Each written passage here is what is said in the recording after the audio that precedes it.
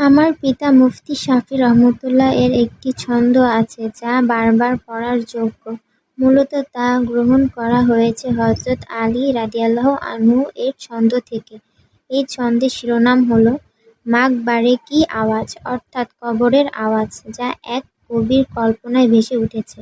যেমন কোনো কবি কোনো কবরের পাশ দিয়ে অতিক্রমকালে কবরবাসীদের মনের কথা ছন্দের মাধ্যমে তুলে ধরেছেন, যেন কবরবাসীরা আমাদের সম্বোধন করে বলছেন, শোনো হে কবরস্থান অতিক্রমকারী, শোনো হে আমাদের পাশ দিয়ে অতিক্রমকারী। আমরাও একদিন পৃথিবীতে তোমাদের মতো বিচরণ করতাম, সামান্য বিষয় নিয়ে রেগে যেতাম, কথায় কথায় জ্বলে উঠতাম।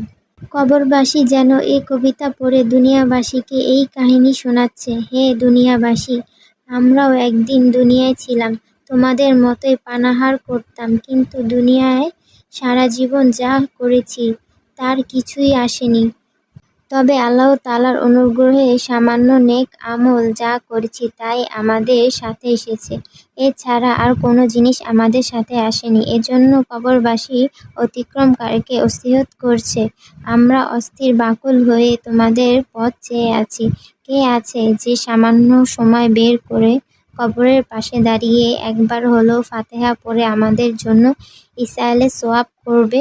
আর হে অতিক্রমকারী, তুমি এখনো দুনিয়ায় আছো এবং তোমার জীবন এখনো বাকি আছে, তাই তোমাদের জন্য এমন শত নেক আমল করা সহজ।